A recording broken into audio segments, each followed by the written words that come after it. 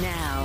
On 105.9 FM and streaming worldwide on the WMAL app. O'Connor and Company. 7:07 on this first Friday of 2025, the third day of January. Thanks for tuning in here to O'Connor and Company. Get your day started the right way, and thanks for letting us be a part of your morning routine for the rest of the year. Coming up at 8:05, Jenny Terror of the New York Post. She just walked through the suspect in the terror attacks home unabated. We'll find out how that happened. And at 8:35, Matt Foldy covers Capitol Hill for D.C. Reporter. We'll find out how the speaker vote is going to go. By the way, quick programming note, I'm filling in for the great one, Mark Levin, tonight from 6 to 9. All right. You'll hear it right here on WMAL or wherever you're listening nationwide. And it's Larry O'Connor with Patrice Onwuka. And it's a Friday. Happy Friday, everybody. It is. Happy Friday indeed. Although how happy can it be as we continue to mourn the loss of those killed tragically and injured, horrific injuries in the Bourbon Street terror attacks on New Year's Eve in New Orleans.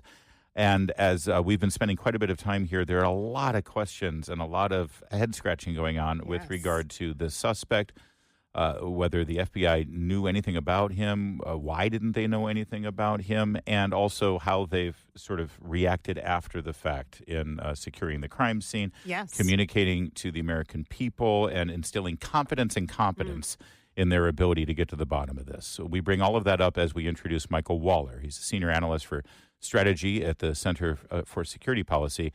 And his book is Big Intel, How the CIA and FBI Went from Cold War Heroes to Deep State Villains. Mr. Waller, thanks for joining us. Hi, Larry and Patrice.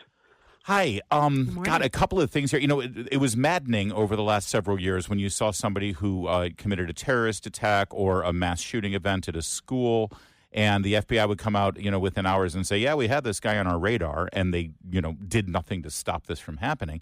But I think I'm even more frustrated and confused and angry at the fact that this guy, this terrorist in New Orleans, pledged allegiance to ISIS on social media months ago, and the FBI knew nothing about it. If they're not looking there for people pledging allegiance to ISIS, Mr. Waller, where are they looking?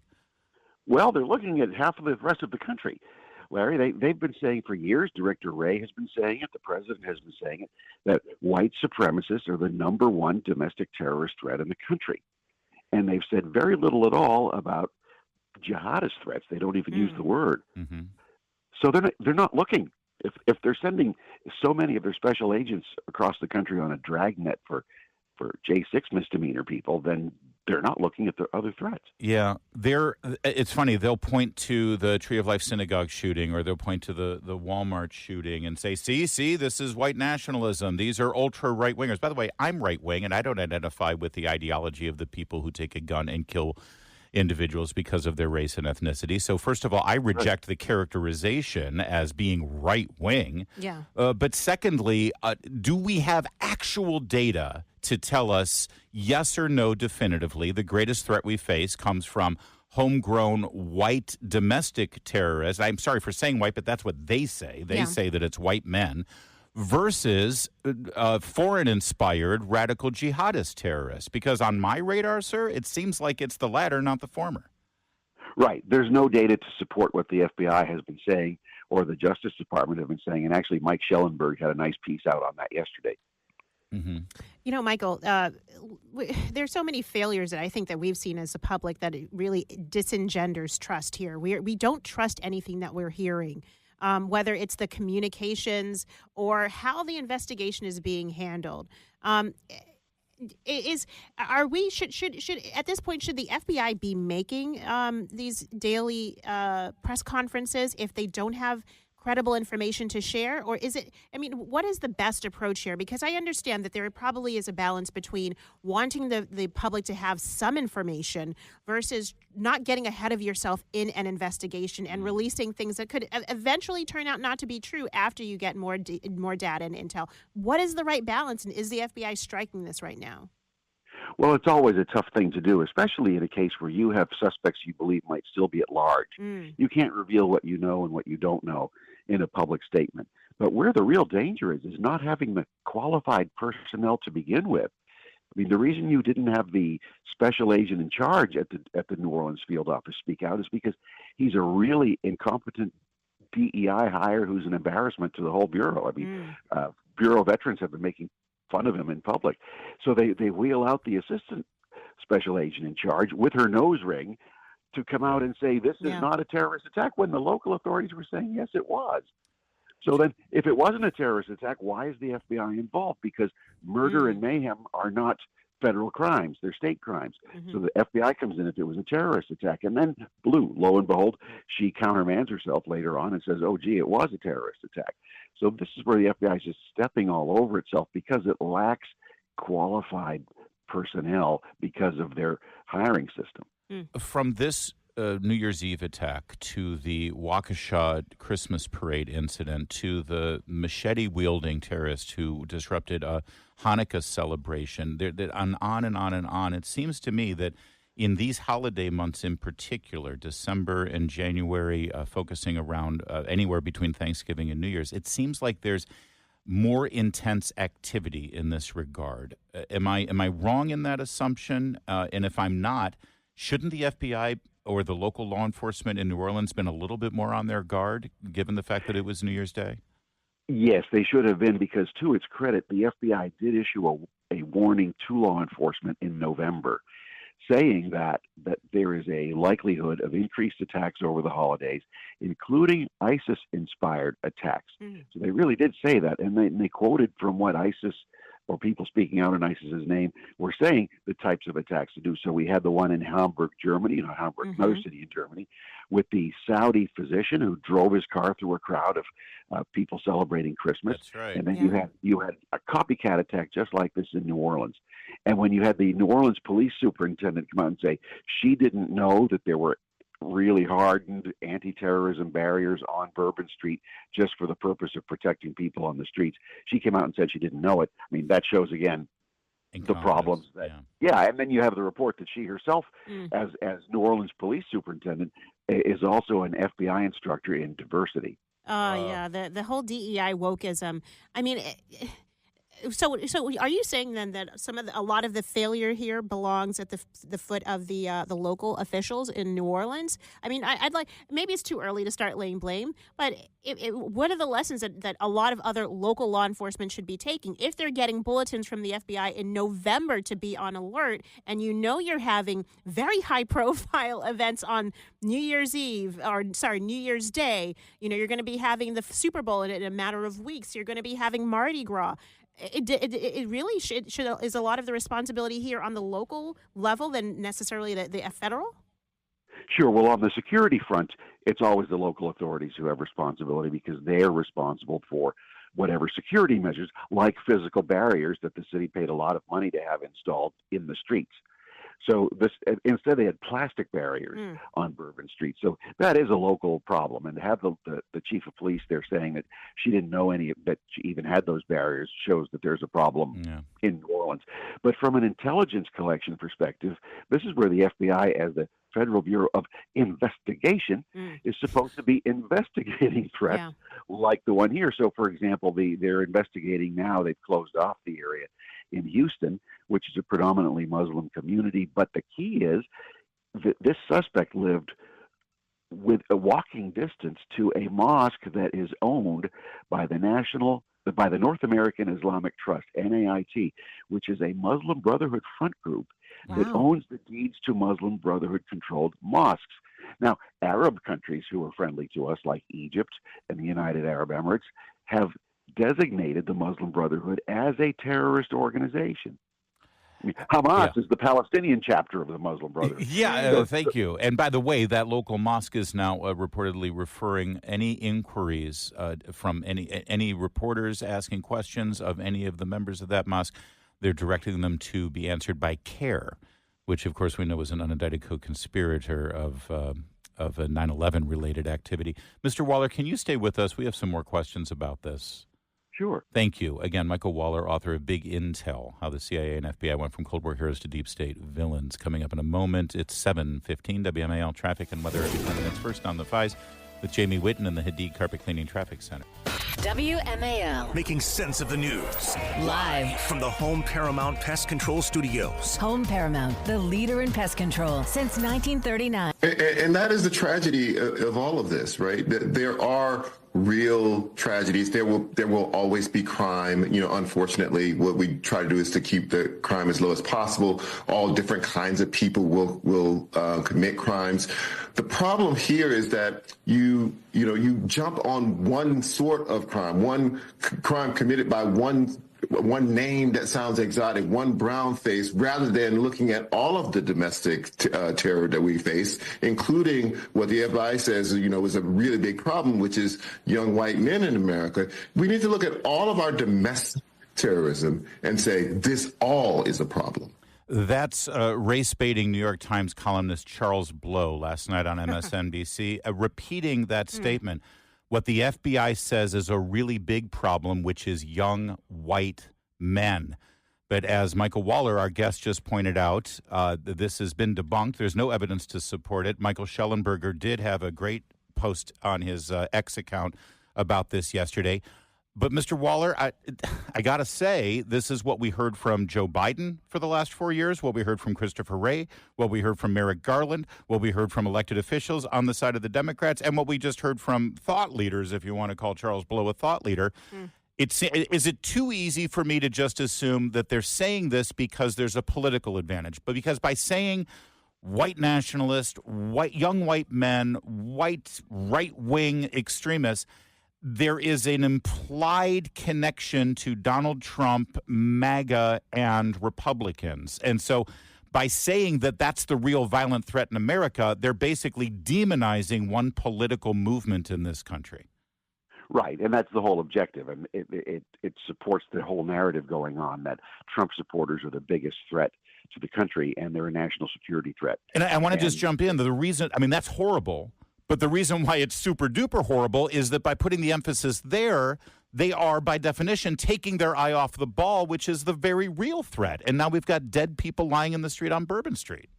Right. And this has been going on really since 9/11. If you go back, and we were down, our office at Center for Security Policy was down by the White House, and we were in the office after the attacks on 9/11, and there were in our conference room, because we sublet space from another organization, and that other organization was using their conference room to bring in CARE activists, Muslim Brotherhood activists, Wow. Palestinian Islamic Jihad activists, pro-Hamas militants to come and meet and to strategize what's our narrative going to be.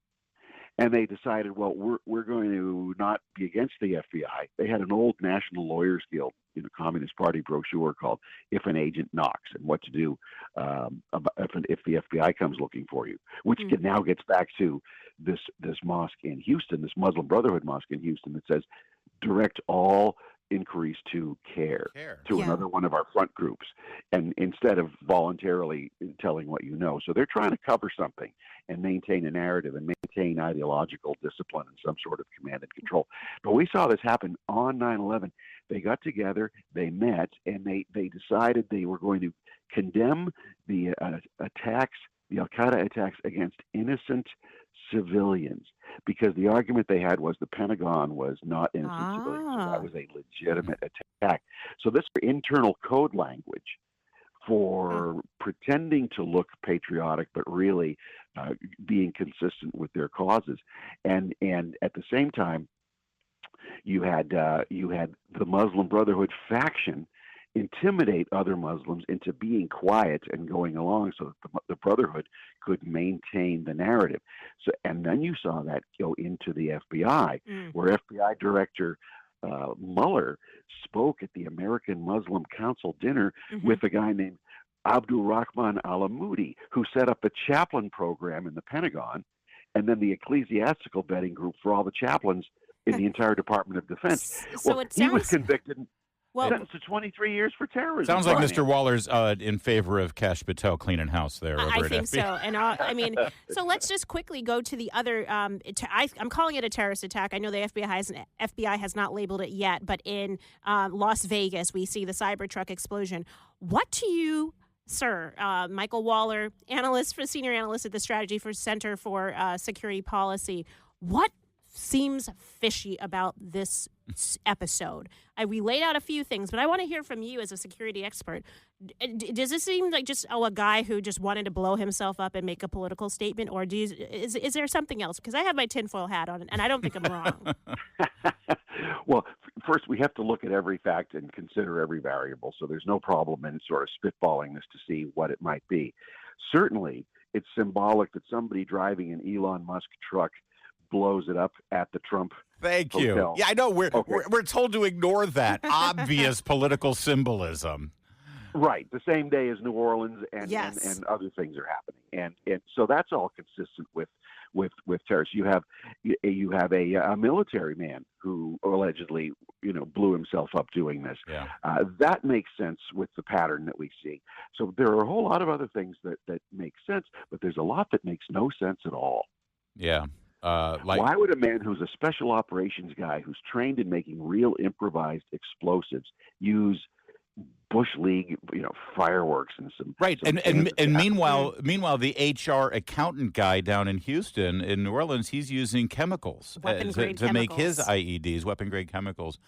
And Mr. Waller, also you saw the video, I'm sure, of Jenny Terre from the New York Post walking through the terrorist's home, which I thought would be a crime scene less than 48 hours after the event, and yet it was wide open for anybody to access. Is that standard operating procedure?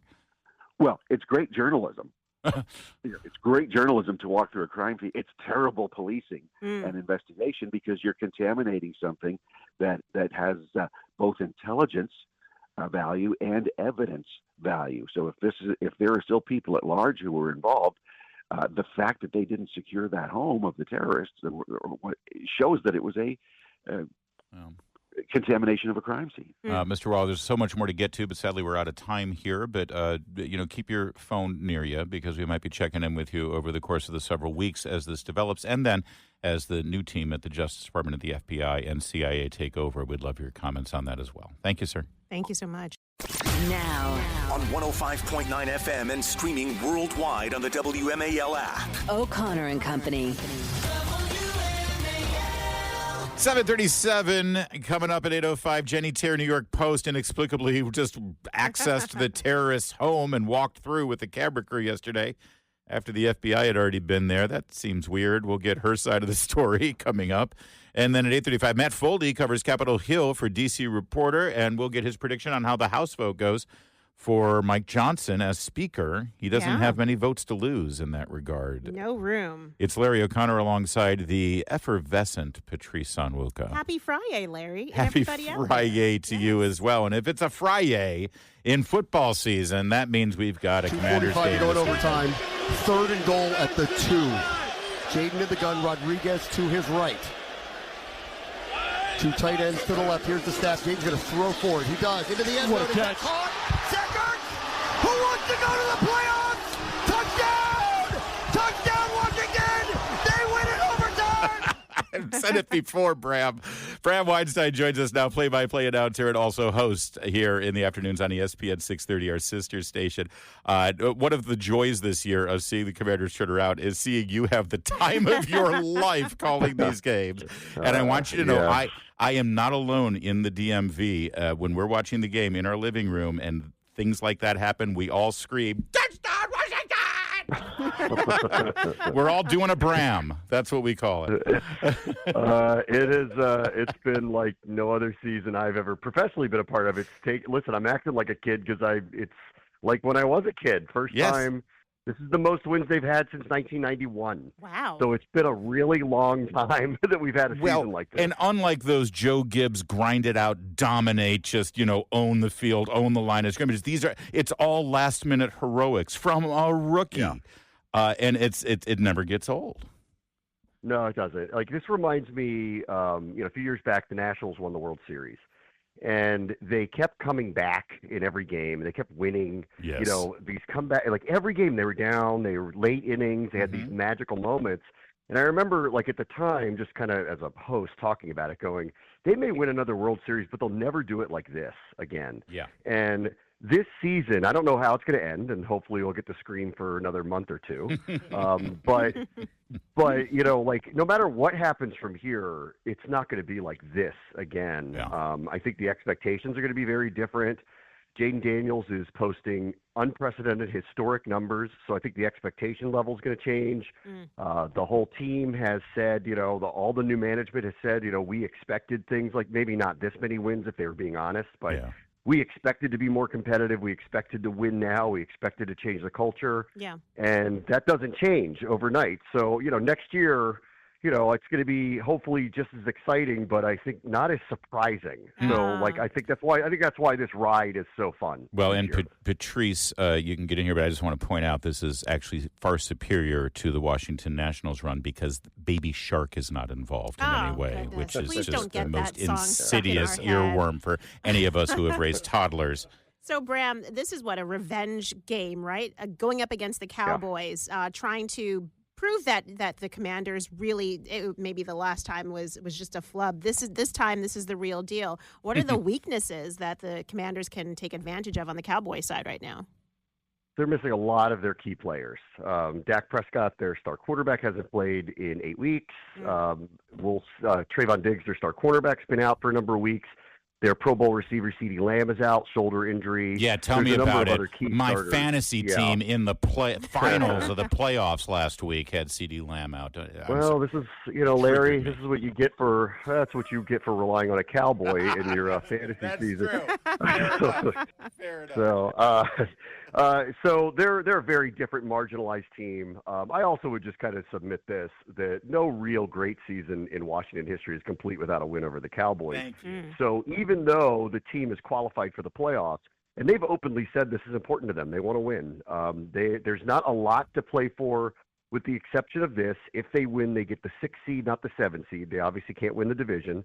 The 6th seed would leave them an unlikely but possible home playoff game down the road. If somehow they and Green Bay ended up winning all their playoff games and played each other, there would be a home playoff game here. That obviously is very unlikely, but they think that's important.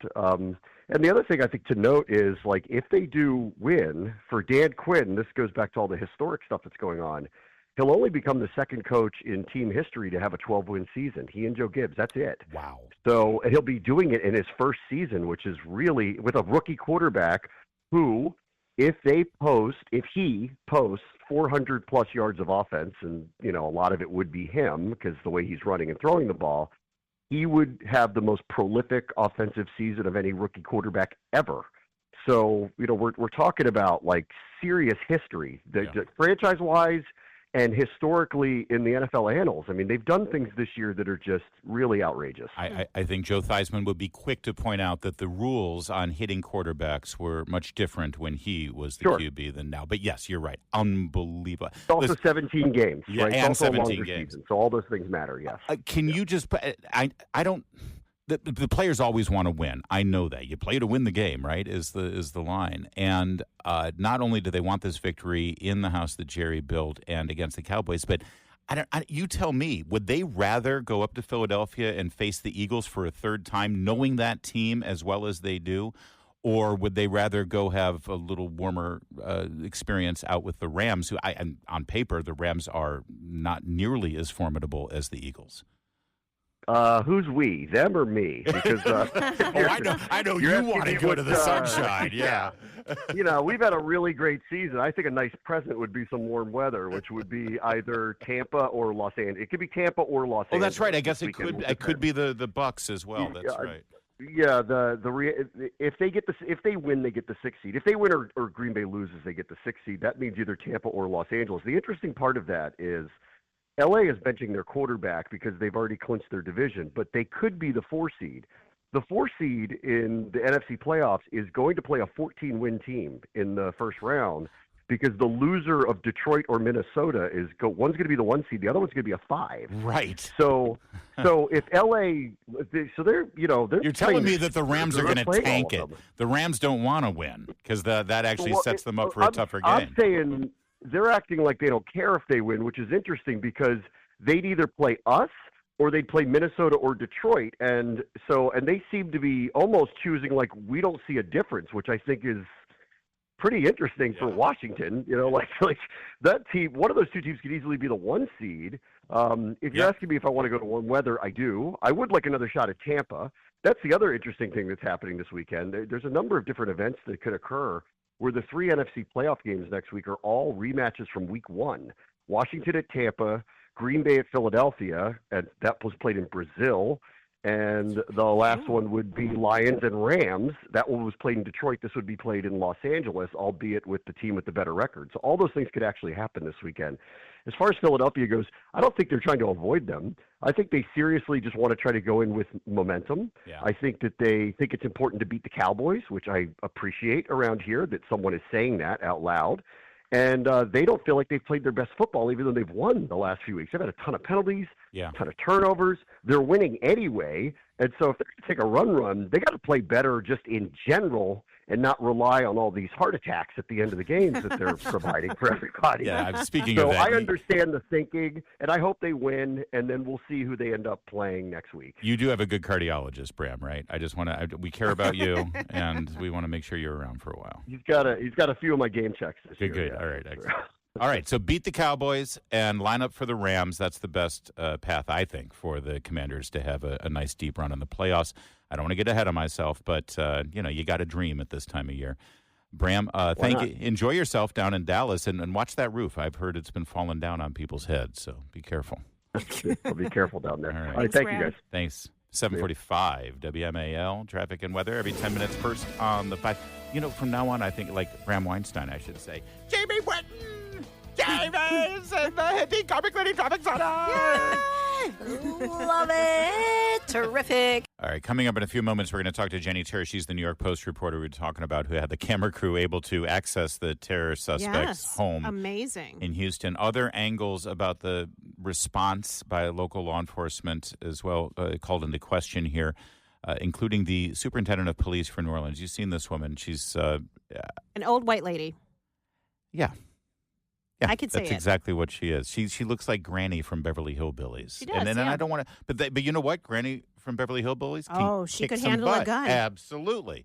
So I don't want to necessarily judge her by her appearance, but there is sort of a clip from yesterday that is a little disconcerting. As you know from looking at video footage, the terrorist in that white Ford pickup was able to get around a police car barricade at Bourbon Street by driving up over the sidewalks, right? Yes. And so, and as we know now, famously, the steel bollards that had been put into the street to keep something like this from happening were under repair. They were being replaced, and so that's why they had the police cars in place to act as barriers. Some orange cones I saw. Well, little flimsy ones, right? But apparently they had more substantial blockades that they could have put up all across the street instead of the police cars and on the sidewalks to keep him from driving up over the sidewalk, as Ms. Fitzpatrick explains. But listen to how this goes and what she says at the end. You will see yellow, what we call archers, and they're along the sidewalk. And that would be to be preventive if someone had, or if this particular terrorist went around up on the sidewalk, that's what that would do. And by the way, the reason they're doing this, and she had all the assembled media there, and she's doing this big thing, because, first of all, they want to send the signal that New Orleans is safe. Come on down. Massive events coming up, yeah. Super Bowl is coming up in a few weeks. Mardi Gras is coming up. Yes. So, obviously, there is a vested interest in assuaging people's fears that, yes, this happened, but we've already put in place precautions so that this sort of thing won't happen, right? Okay, it would slow that down for anyone who thought that they could breach our targets. And so those are some of the main differences we are done in the quarter. Also, you are going to see an incredibly large presence of police. And we are, though, confident, but we want our community to feel confident and know they are confidently safe. And that's what we're going to do. So right now, I can declare to you that the Bourbon Street is open. All right, so that definitive. I get a little muddled there, but everyone, all right. So then one reporter just asked a very simple question. Where did these things come from, these little barricades that you put up? The yellow archers. The yellow archers. I don't know if that's really the word for them. It doesn't make any sense. It's like Robin Hood out there with the merry men and the longbows. That's what I thought, yeah, too. all right. This is what the obvious question is, why didn't you deploy these before, right? But so where did these come from? Listen to the answer. Sorry? Yellow archers, where did they come from? Actually, we have them. I didn't know about them, but we have them. And so we have been able now to put them out. Okay. No. I didn't know about them. Not okay. But we put them out This now. is the superintendent of police for the New Orleans Police Department who is admitting, I had no idea we had these things that could have prevented this from happening. But now we've got them out there. So then how is she in the same breath saying that, oh, everything is fine, you're safe, you can have confident and be confidently confident that everything is okay and New Orleans is open? Yeah. I mean, it calls into question her judgment as a leader. And as we talked with one of our guests earlier, a lot of security on the ground is the responsibility of local law enforcement. Yep. This is, by the way, and Kirkpatrick, according to the Daily Mail, superintendent of New Orleans Police, previously investigated for hitting pedestrians with her car. Oh, my goodness. In the same area, actually. We didn't have yellow archers up that day either, apparently. Wait, the superintendent did Yes, this? she was driving in the city's French Quarter when she struck a man and a woman, leaving the female with minor injuries. These things happen, I suppose. Wait, 65 years old. She was fired from her role as the first ever female police chief for the California city of Oakland. If you know anything about Oakland, you know that they've got crime under control there in a big way. She left things in good place. After 3 years in that position, she was fired. Kirkpatrick later successfully sued the Oakland Police Department, claiming she'd been ousted for exposing corruption. She was awarded $1.5 million for wrongful termination, and then she was hired by the New Orleans Police Department in 2023, and now she's running things. You ever notice how these people fail up? These people who, they get booted from their jobs, they almost kill people, and yet they keep getting these new jobs, plus side hustles. I can tell you, if you have a choice between taking a gig in Oakland versus taking a gig in New Orleans, take the one down on the Big Easy. It's for a her, much yes, but not for the people of New Orleans who hired her. Did they not look into her background? Sorry? Yellow archers, where did they come from? Actually, we have them. I didn't know about them, but we have them. And so we have been able now to put them out. Well, she's only been on the job for a couple of years. She's not going to know all the things in the inventory. It's 7:54.